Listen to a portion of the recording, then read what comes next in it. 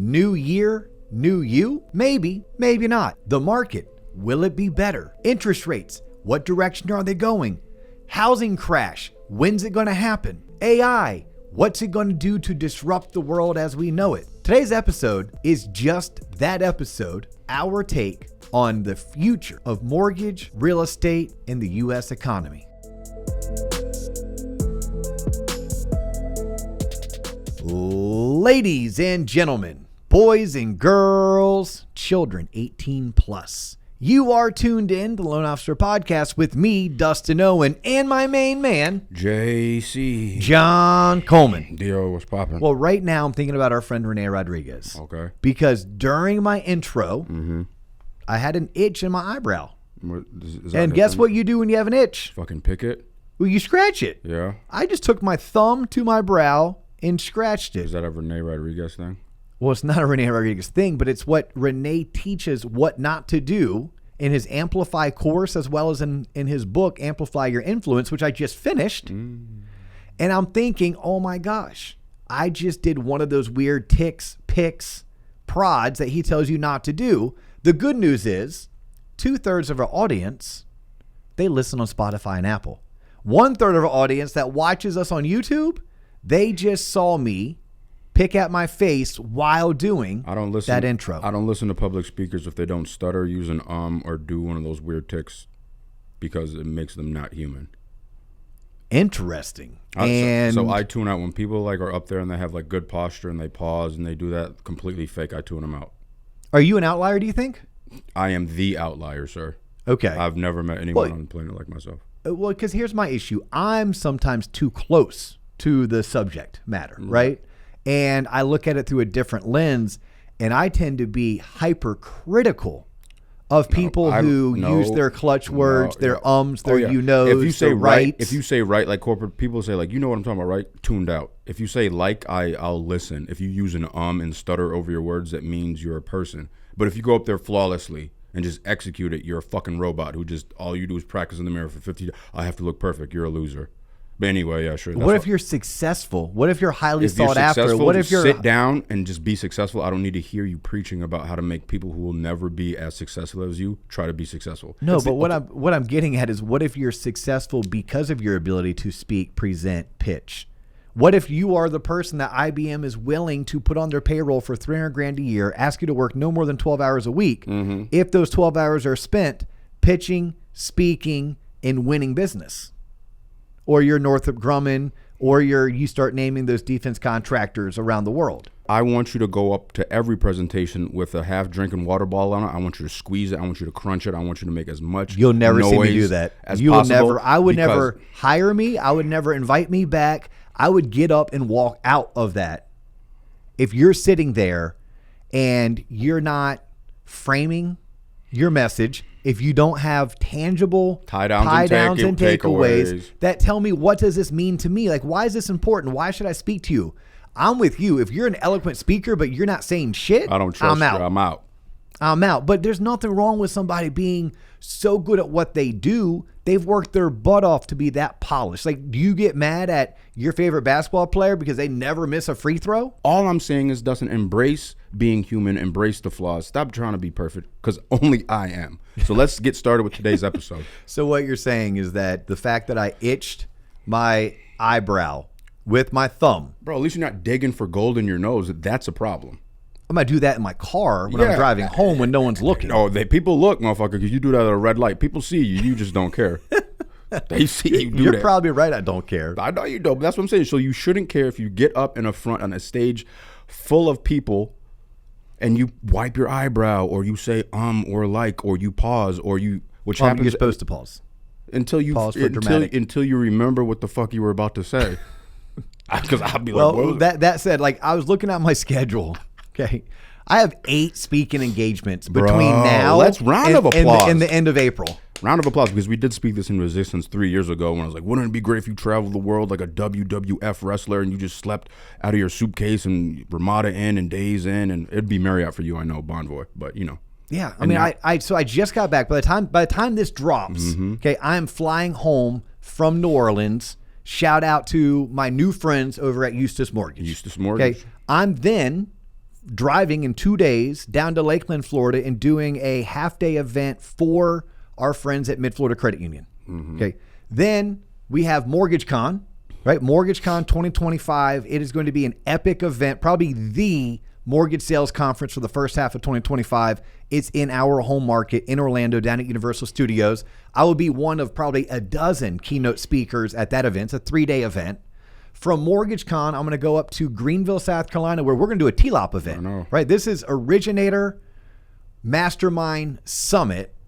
Our friends at ArchMI are going to be a sponsor. We found a local State Farm agent, local State Farm agency owner is going to sponsor. It's going to be an event from like 12:30 to 6:30. We're going to do it at a brewery, just like we did in Oklahoma. Thank God. Right? Last year we did an event like this in Oklahoma. We're going to do it in Greenville, South Carolina. That's going to be just a kick-ass event. Before that event, I'm going to go up to Connecticut. You have never been to Connecticut. I've never had pizza in New Haven, and I've heard that is the best pizza in the world. So I'm going to be with my friends at Total Mortgage doing their event, but also having pizza with them because it's New Haven, Connecticut. What else are you going to do in New Haven, Connecticut besides go to the casino and eat pizza? I'm going to do both, so I'm pretty excited about that. And then I have MBA. So March, MBA of Kentucky. April, MBA of Iowa. And also in April, MBA of Texas in Arlington. So we're going to try to get all this up on our website, tloponline.com. But if you're in the area, if you want to come and connect or you want to meet in real life, as the kids say these days, here are going to be 5 or 6 opportunities for you to do so. Now, obviously, the private events, you're only able to do so if, well, you work for those companies, right? So the people at Eustis got to hang out with me, but probably no one else from the mortgage industry hung out while I was in New Orleans. Same thing goes for Mid-Florida Credit Union. Same thing goes for Total Mortgage. But the other events, Mortgage Con, all the MBA events, or even the TLOP event we're going to be doing in Greenville, no, those are open source and all are welcome. I do like the hoodie you're rocking today, Dustin. Yes, let's talk about that. So shout out to today's show sponsors, our friends over at Redder. And Redder is R-E-T-R. Their website is retr.app. So redder.app. And their logo is Redder is better. Now, Redder, what do? Well, they have the best data on real estate agents and loan originators. So think about this. If you're a loan officer and you're trying to target the right realtors, wouldn't you love to know which ones are actually selling the most homes for the most volume in the right neighborhoods? Well, Redder is a great way for you to have access to that data. Let's say you're a hiring manager in the mortgage space, and let's say you want to hire a certain type of originator, right? There's a certain type of experience you're looking for, units, volume, product mix, market, what have you. Well, by utilizing Redder's resources and their data, you can stop shotgunning your approach and start taking a more targeted or sniper-like approach to both building relationships with the right realtors or building relationships with the right originators. Their website, redder.app. So shout out to our show sponsor for today, our friends over at Redder. If they have so much data, why don't they have the data of my shirt size so I can get a hoodie too? I'm tired of you constantly getting swag sent to you and it's like one of one. And you just get it in the store. I got to wear this crusty Lakeland Magic goddamn shit. Don't even exist anymore. Okay, question for you. Would I wear it? Would you wear it? Yeah, I'm taking all the fun out of it, aren't I? It's not about what I wear. Of course not. It's the fact that I want to be included. Nobody wants the frumpy clothes you get sent from, what is it, Division or wherever they print out the generic shirts they get from. I just want to be like offered it. Okay, well, what's your shirt size? Medium. What? I wear medium. You're 6'3". I have a truncated waist. That's why I have a high booty. That's why people are like JC so tall, because I have long legs and a short torso. I wear a medium. Okay, well, there you go. I wear a large. And I think everybody knows that, Dustin. Clearly, if people could see, Dustin has like a whole living room rack of clothes from Housing Wire and all the other sponsors that send them shit. So yeah, if you want a sponsorship, just send Dustin a fucking large anything, and he'll rock it. True story. If you want to be a show sponsor, we sell sponsorships. It's $500 per week, and you get to sponsor 2 shows per week, or for $2,000, you can have the whole entire month. Here's why I tune out, because I have no idea what today's episode is about. So go ahead. Well, you tuned out probably on the intro, but no, today's episode is that obligatory look. New year, new us. Oh, here we What's go. The market going to do? Same What's shit. the future of mortgage lending look like? Everyone's screwed. When are there going to be more homes for sale? They're not going to be Ever? more At this rate, no, when is it going to catch up? So I did over the holiday, and I say shout out to Jacqueline Suklos. Jacqueline is our marketing assistant. She's our social media assistant. And she's been with us now for a year, which is crazy. Jesus. We onboarded her as an intern. Then she graduated. We kept her on, and we gave her some contract work, some part-time work. And she still does that part-time work. She is available for hire for anyone who's looking for a young social media influencer who really loves to create content and get it posted for you, and so that you can engage with your audience and expand your audience. But Jacqueline and I were working on our Friday post. So if you follow us on Instagram at the Loan Officer Podcast, you'll notice for the past 6 months, just about every single Friday is me doing a green screen video, right? I screenshot what's happening in the news. I give a 60-second commentary. Well, what was happening in the news during the holidays was an article that basically said like 56% of Americans think a housing crash is going to happen in 2025. And 52% are like cheering it on or praying for it. Want it. And I did one of my green screens, and I'm like, I disagree. So I disagree to the 56% who think it's going to happen. And then I said to the 52%, you really don't know what you're asking for. Like, you must be an absolute sadist for you to be wanting a housing crash. So we're going to get into that a little bit. We're going to talk about New Year's resolutions. Did you make it? Did I make it? What is yours if you did so? I'll share mine because I made a quasi resolution. We're going to talk about doing some hard shit.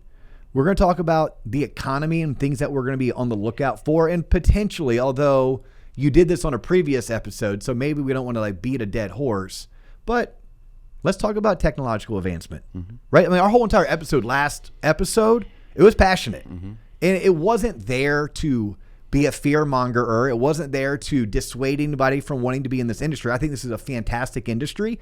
I plan on having a career in this industry for the next decade plus, and I plan on helping shape the future of mortgage lending through our podcast, through our coaching community, and as well as through what we're doing with our Intimate Select LO launch coaching course, which, by the way, we do have now 3 spots available if you want to be coached by me in an intimate setting, small group, with one-on-one, with accountability, with homework. If you're serious about doubling your income, building a team, opening your own branch, launching your career, or launching it into the next level, go to our website, tloponline.com. We have information on the website. It's on there that you can actually fill out the information needed so that you can interview to see whether or not it's a good fit for you and whether or not you're a good fit for it. Okay, so in 2025, what do you think is going to happen, John, with the housing market, and why? I don't think anything's going to change. Affordability is always going to be an issue because not everybody can be rich. People are probably going to tell you to make content, what do you call it? Reach out to your circle of influence and like be an advocate for the industry. None of that shit works because that shit don't generate no revenue. So honestly, I think there will be a mass exodus on the working side for the real estate and housing community. I think all like the interim jobs will all evaporate and AI is going to take it all. And it will come, I would say, within 2 to 3 months once it starts. So I'd say by November of this year, things will look drastically different, and we'll be making content that completely contradicts what we're talking about here in the first week of January. Wow. Off rip, just came up with that because the universe speaks to me. Was it the universe or was it the fat bowl you packed? No, I haven't, because I had back-to-back episodes, Dustin, so you robbed me of my... Oh, so we're getting the true JC. True JC. This is like the true blue... Yes. But you can't scare people. You can't scare people into like, yeah, your job's actually going to like not exist in 2 years, because that'll just make them not productive. So what you do, you keep moving the goalposts, you keep lying to them in hopes that will like, dangle the carrot in front of the donkey. Too bad the carrot is dangling them off a cliff and they just don't know it yet. There's nothing that can be done. Nobody's job is going to be saved. Not even ours. Think about it. They're going to come out with the AI program since they have, 500 episodes of you and me, mostly you rambling, and have your voice. They're going to have your likeness. We won't need to do these podcasts, Dustin. They'll have our image. They'll have my voice. They'll have my jokes. They'll have your anecdotes. And then we can just type in like a 3-sentence prompt, hit enter, and then one of the many, many AI video tools, whether it be Opus Clips or NVIDIA or something else, in video. We'll spit out a piece of content and we won't even have to post it. You know what's crazy about what you just said is it's not crazy, right? But our friend over at Loans on Demand, Luke Shinkula, which Luke's going to be at Mortgage Con. So I'm looking forward to actually connecting with Luke in real life. We've done Zooms together. We've done calls together, but we've never actually met in real life. But he just posted something on LinkedIn. It was AI generated. It was a dude walking down his street, because like that's the new trend with reels and whatnot is you got to have motion and you got to be out walking. Right. And it was a guy walking, and it was his voice, and you could tell he was scripting what would be like your hook, right? Yeah. Your meet, and then your call to action. That it was all AI generated. Yeah. The dude's voice, the guy's face, and you could tell it was A little off. Uncanny Valley. Yeah, but what happens in 9 months? That's gonna be what perfect. happens in 18 months? That's what you're saying. Yeah, but think about when it first started, people with AI, it was fun to make videos like Will Smith eating a lot, be like 18 hands and fingers. They still mess up the fingers, but look at how fast like technology accelerates. Yes, every business will be affected. So Well, that makes me sad. that's fine. I mean, Universal basic income. Then we ain't got to work. Then we become like Idiocracy. That's the documentary. Remember that movie? yeah, but I've worked so hard to be a have There's versus a have nothing, not. and you did. Remember, you did. You went to 7D Ranch all them years. You just went to Vermont. You'll always have those memories, but moving forward, it's just gonna be different, buddy. So what does that mean? Like I'm gonna have to wait 3 months for airfare?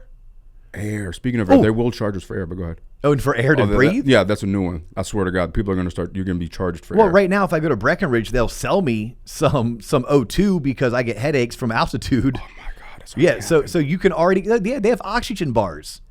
Yeah, I know you start in going Vegas, to you start going to places that have high altitude, you go get oxygen bars. That's what we need to do, because AI can't fix fucking hypothermia and all that shit. So we should just open an oxygen bar at high altitudes. That's our next.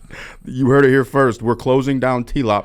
No coaching, but if you're at 5,000 meters or above, we can give you the oxygen you need. And if you listen to Tyler Durden on Fight Club, There you go. he says, why do when airplanes are going down, why do the oxygen masks drop I know down? that's to get you like zooted so you don't know what's about to because happen. oxygen gets you high. Yeah, I know. Yeah. But anyway, you got excited and I cut you off. Like you No, did me. I like where you went with this. Like you scared the shit out of me, Yeah, right? you should be scared. I hope you're wrong. I'm not. Usually, you know. Actually, shout out Mark Harms. You know I'm not wrong. I hope you are, because this is massively disruptive what you just said. All right. And what I'm going to do is I'm not going to take it with a grain of salt. I'm going to put it in the back of my mind, and I'm going to say, hey, I need to work towards the things that I know that work, work towards the things that I believe to be true, but mitigate my risk based on what worst case could look like, understanding none of us know what the future looks like. We never will know what the future looks like. And whatever we think it's going to be, it's always something different. Correct. Right? All that said, I was trying to circle back to, let's just talk about 2025 and the housing market.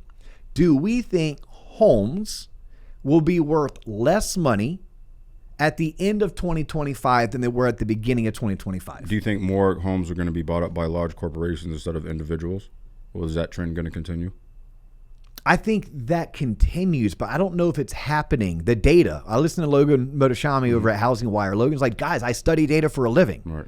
The data does not show that there's this massive amounts of corporations that are actually purchasing the single family housing inventory. Okay. Do I think that we will have more people buying and holding real estate and we will have a lower home ownership rate? Yeah, that would not shock me, surprise me. But what does lower mean? Do we go from 63% home ownership rate to 60% home ownership rate?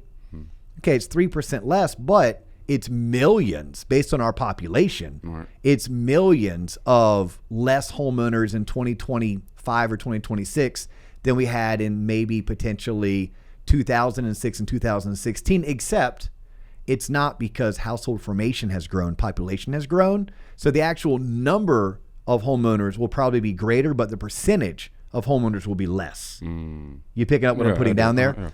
Yeah. But no, I want to go back to those that think that there's a housing bubble. And this is why I'm in the, you're crazy to think there's a housing bubble. Now, I'm not saying that there aren't people who are locked in. I'm not saying that there aren't people who bought 3 years ago, and because taxes are higher, insurance is higher, condo dues are through the roof, HOA dues are going up, mortgage rates are not 5%, they're closer to 7%. I'm not saying that there aren't people that just can't afford to purchase, but what I am saying is when I just look at adult household formations, and I look at the number of homes being built and the number of homes that are already built and up for sale, we have more households and new formations than we do existing homes and new homes being built. For that reason only, I do not see a bubble burst. Correct. So where are the pundits that do say there's a bubble to burst? Like where are they pulling their data from? Like what makes them think that? Their ass. Seriously? Their gut. Now, no, there's a lot to be said on a very sophisticated level if you start studying the national debt and you start studying what the Federal Reserve has been doing to manipulate the markets, and will this be able to continue, or is at some point there's a correction and a reckoning?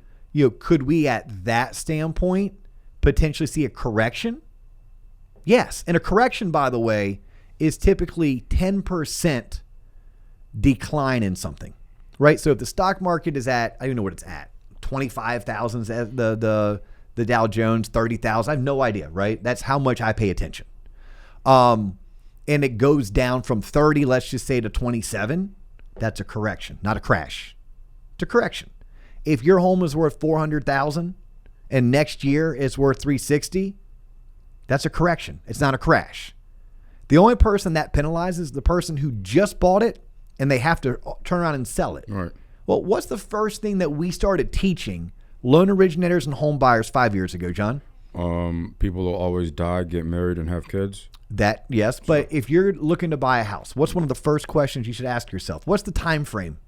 When you're ready. When you're ready, and you're confident that you're going to own this home for 3 to 5, to minimum of 3, preferably 5 years. I've said that for 15 years. We've been recording it for 5 now.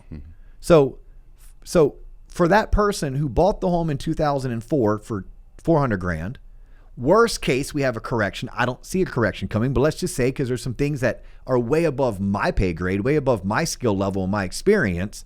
And let's say on those very sophisticated levels, things well out of the control of the average ordinary consumer happen. And there's a trickle down effect, whether it's unemployment going up, whether it's the stock market correcting, whether it's trade war, tariffs, deficits, all of that combined. And we see a correction. Okay, the home went from 400 to 360, but I still need a place to live. And I should have bought that home in 2024 with the thought that, hey, I'm going to own this home for 5 to 7 years before I either sell it, pay it off, or refinance it. And 3 years at a minimum. Okay, cool. So if the home had a correction, went down by 10%, but the next year we got things back on track and we're averaging a 3% rate of return, 3 years later, my house is worth more than $400,000. Just like that. So I needed a place to live. I was going to be paying rent regardless. And at least with my mortgage, I was paying down my principal. So if I bought a home in 2024 for $400,000 and by the end of 2025 it was worth $360,000, but I still own that home in 2030, I'm not in a bad shape. I have equity. My home's worth more than I bought it for, and I always needed a place to live. Whether I paid it in rent, or I lived in my mom and dad's basement, or I slept on the floor of my sister's house, I needed somewhere to live. And more than likely, most of us don't want to have to sleep on our sister's floor. That's like last resort. Most of us don't really want to go move back in with our parents and live in the basement. So then we have a choice: either pay a mortgage or pay a landlord's mortgage. But either way, you're paying a mortgage. So no, I, for those reasons, do not see a bubble burst, and I don't even see a correction. Sure, in some markets, could homes depreciate by 2 or 3% this year, and in some markets, homes appreciate by 4%? Yes. And that's why most economists, most think tanks, most experts, or we call them talking heads, they're calling for a modest 2.2% appreciation in 25. That's appreciation. That's going up. And then I want to like talk about those that think that there's a crash or they want to crash. Not like we just talked about those who think there's a crash. Those that want to crash, like, are you deranged? No, like, do you know what that really means? Yeah, they want house prices to crash so then they can come in and scoop it up. But what if pennies that on the means? dollar. But what if that means their parents' retirement fund is now cut in half? Clearly, they're not thinking about that. What if that means they lost their job? What if that mean? Yeah, but look, I got this $400,000 house for $165. I'm winning. With what money? That's what I'm. Like, with what money? Any little bit of money you had saved and invested just got cut in half, and that job that was paying you that money, it's gone.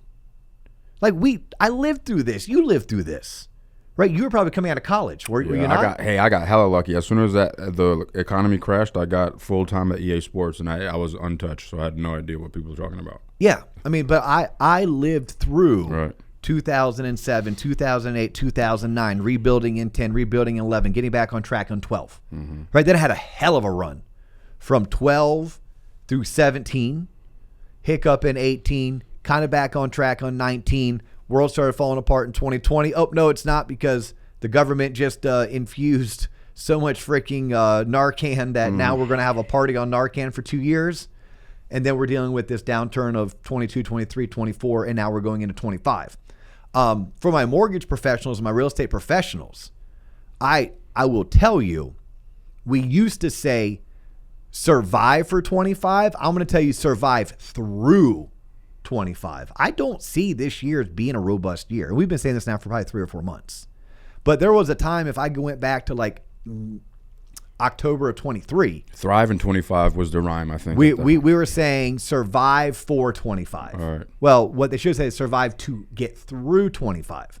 So for those that are praying for a crash, I'm going to say you're a sadistic person who doesn't really understand what you're asking for. So for that reason, we're going to put you in the corner, turn you around, put a dunce hat on you, and ignore you. I wish you could do that to like grown-ups now. For the next few hours. Now, for those that are in the real estate and housing profession, I think 25 is going to be a good time to buy a house if you're looking to buy a house. If you're in that right stage of life that you need to buy a house, buy a house.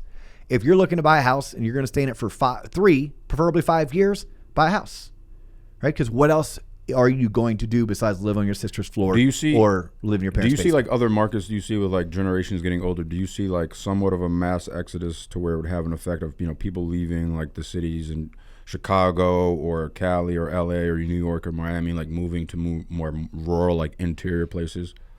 The world is afoot. Like, I think we're always in flux. We're always, you've seen places like Detroit and Cleveland get absolutely decimated. Then they start to come back. Pittsburgh, decimated. Now it's thriving. I mean, so I personally, where I sit, and I'm ground level in the trenches. And what I do, mortgage and real estate, not as impacted. Now, if I was an originator in Chicago and nobody was moving in, everybody was moving out, maybe that would concern me if I was a real estate agent or a developer in Chicago. So I've been fortunate that most of what I've done has always been in growing markets. Florida, Atlanta, South Carolina, Texas, right? I mean, these are all areas that are doing really well. The Northeast, right? The Northeast is doing extremely well. When you look at Massachusetts, Rhode Island, New Hampshire is absolutely, like, their population is growing. What? Yeah. So, no, but to answer your question, not really. Not in the seat that I sit in do I ever get overly concerned, but I could see where someone could get concerned if that was truly the case. Let's jump into this. So that's just kind of our take in general about housing, about this market, about what 2025 is going to be like. As an originator, what excites me about 25 is it'll be a better year than 24. And it'll be a better year because more people will buy houses in 25 than they will in 24. Like, at some point, this is like a game of who can hold their breath the longest. At some point, sellers will sell, and those sellers will need to go buy something at some point, right? They can't continue to hold out and hold on. And there will be less of us in 25 chasing slightly more business. So for that, I'm optimistic. Interest rates, like I just listened to Barry Habib give his interest rate prediction. He's still predicting mortgage rates to come down into the high fives. If that were to happen, that would be very positive. It would open up a lot of opportunities for the mortgage industry as well as the housing industry. I just don't see it. I mean, we need to see unemployment get up into the mid to high fours before that would really start to happen. And most of the data that keeps coming out tends to be still very pro economic growth. And quite honestly, I don't trust the men and women in DC. I don't trust those that are controlling the puppet strings. Therefore, I don't necessarily always trust emphatically all the data that's coming out because I think it could be Ross Perot fuzzy math. But, you know, I hope Barry's right. He's way smarter and way more experienced than I am when it comes to those things, right? When it comes to the U.S. economy and in charts and patterns right. and economic news releases and who's going to be in the Fed seat voting versus who's not, like that's his jam. That's what he does extremely well. So I'm going to listen to Barry because that's who I follow as a source, just like I'm going to listen to Logan Motoshami, just like I'm going to follow others in that space. But it would take unemployment going up to 4.5 to 4.6%, interest rates dropping into 5.75% range before we could say, oh, wow, 25? That was a good year. I think we're like, 25 was better than 24, but shit, 24 set the bar so low, right. It wasn't hard to be better. No. How about this, John? Are you a New Year's resolution guy? No, I have not at all. I have common sense and self-awareness.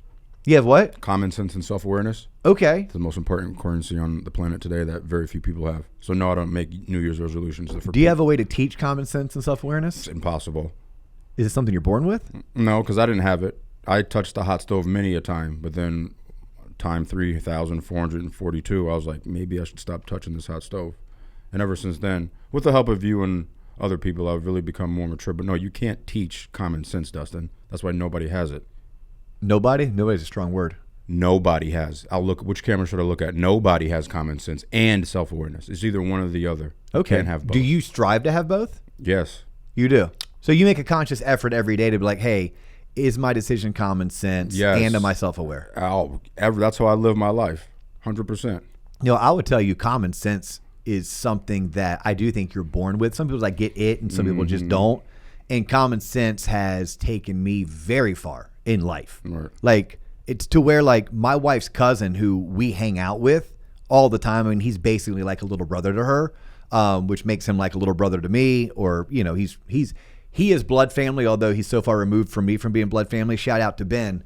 But Ben has accused me or maybe credited me to being the world's best guesser. Like we'd play a lot of trivia and board games and whatnot. He's like, you are the world's best. I'm like, I think I just have really good common sense. Yes. And I can pick up on context clues and I have really good situational awareness. Yes. Self-awareness, no, I still struggle with self-awareness.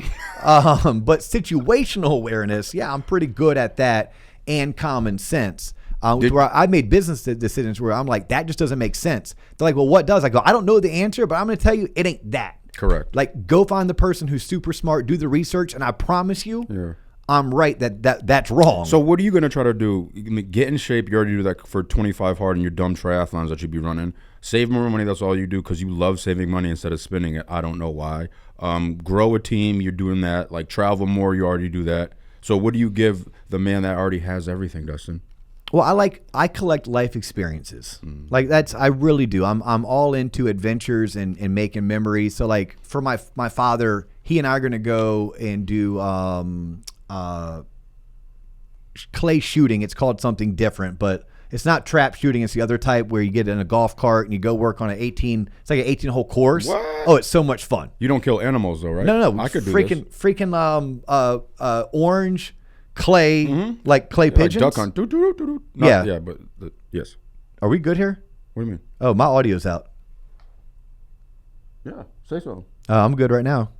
Yeah, I know. Okay, I can't. Oh, yeah, it's my headphones keep going in and out. Yeah, so there's something strange going on with my headphones. No, you good. Okay.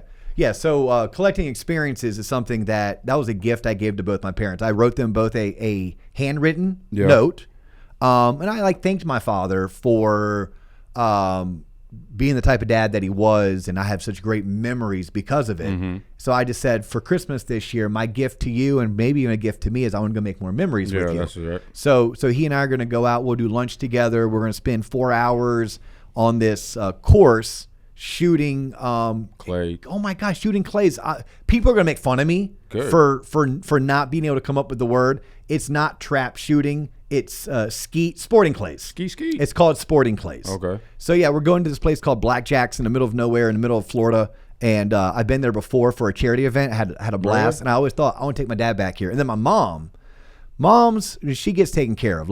So my mom and I, her gift was a night at the Seminole Hard Rock Casino in Tampa. Okay. Where we're going to do a nice fancy dinner. We're going to gamble. We're going to stay the night. Then the next morning, we're going to go hook up with Captain Brandon, and we're going to go do a half-day inshore fishing trip where Captain Brandon will put my mom on snook, tarpon, redfish, and maybe some trout. We'll maybe get the Grand Slam. Yeah, I'm with you in that. Not a resolution, but the way to live my life, because I'm turning 40 this year, amazingly soon.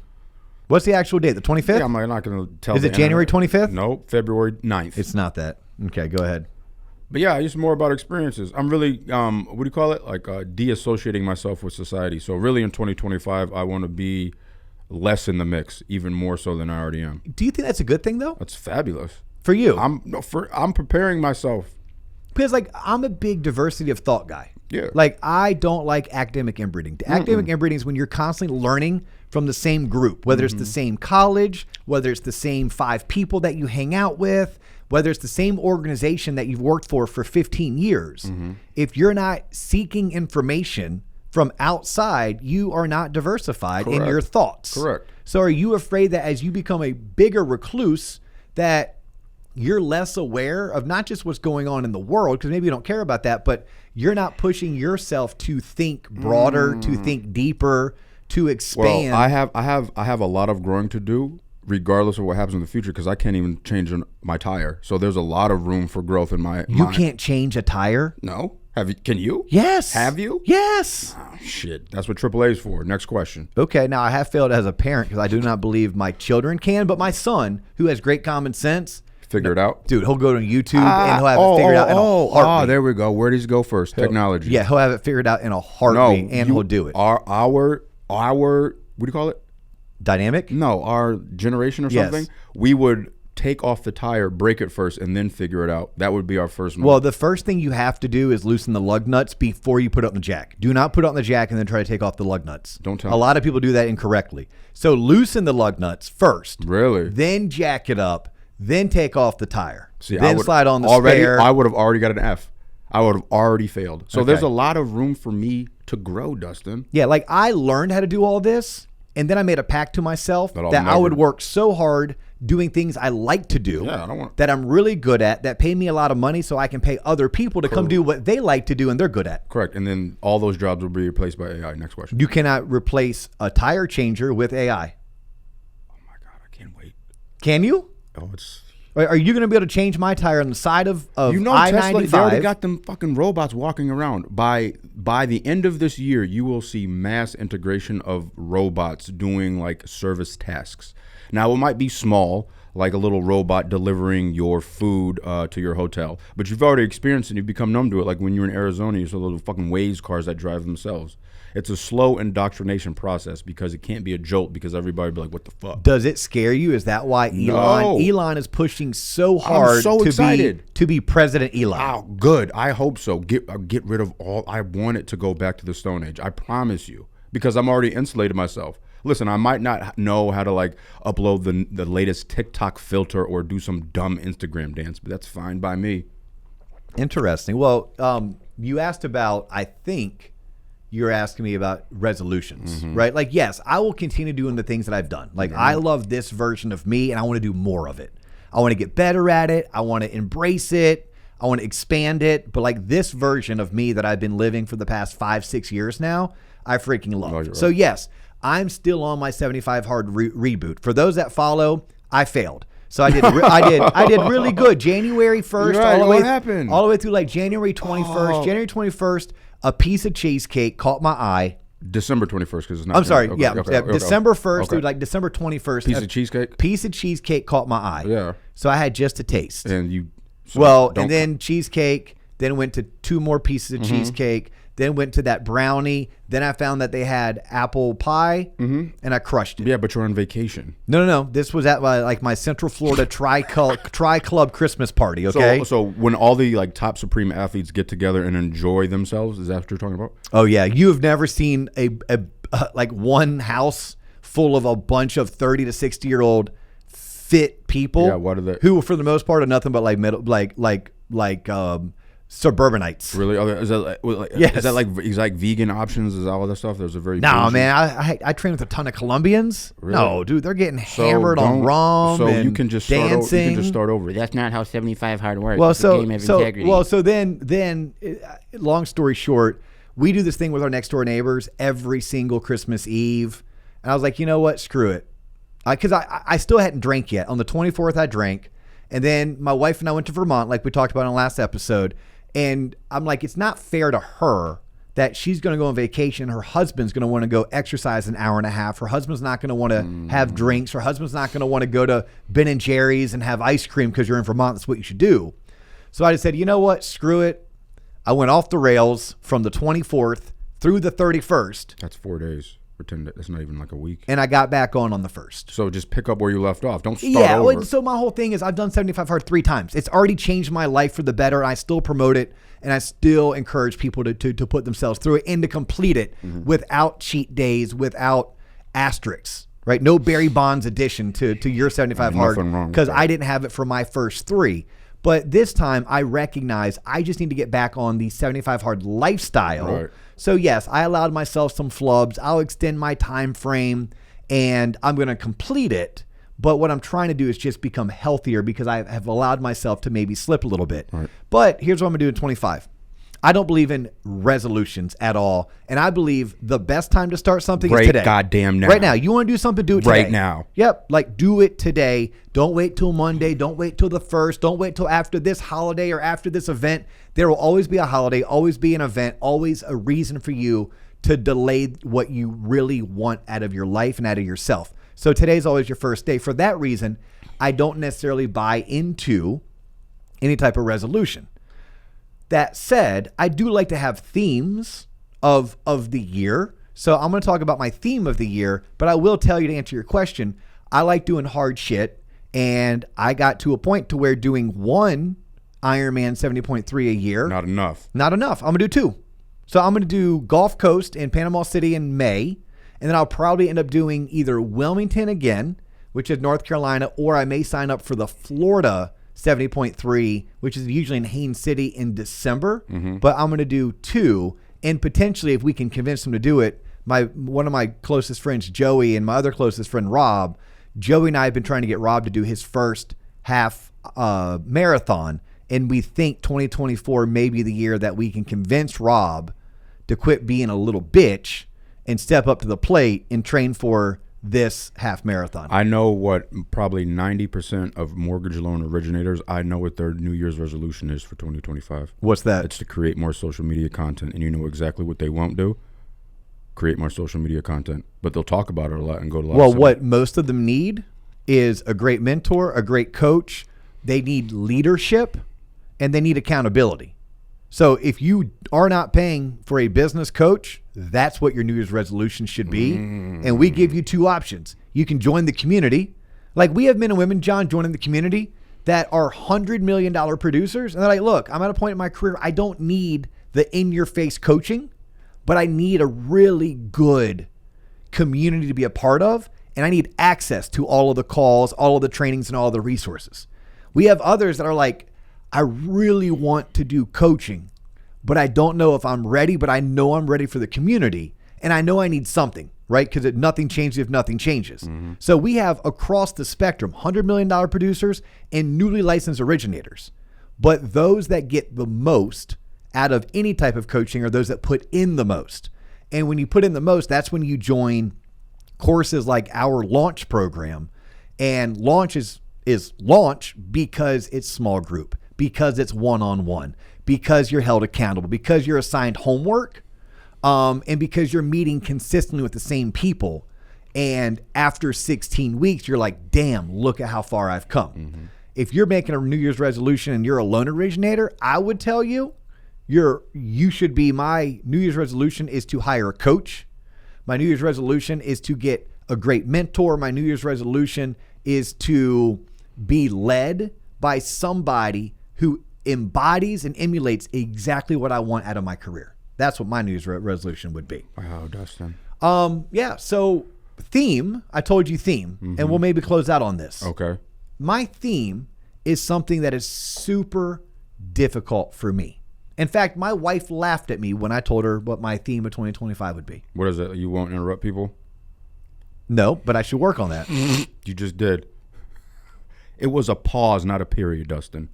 Okay, I'm a sales professional. Mm-hmm. When there's a pause that is greater than 2 seconds, it feels like 2 hours to me. I need to fill that space. It's like an OCDism. It's not healthy. It's something that I'm working on, John. Okay, I will get there together, Dustin. What should I work on? Don't tell me. The list will be too long. Go ahead. I don't need criticism. I live with my wife. Go ahead. I'll close the episode right now. Be quiet. I don't give a shit. And thank you. This is the end of today's episode. I could be done now.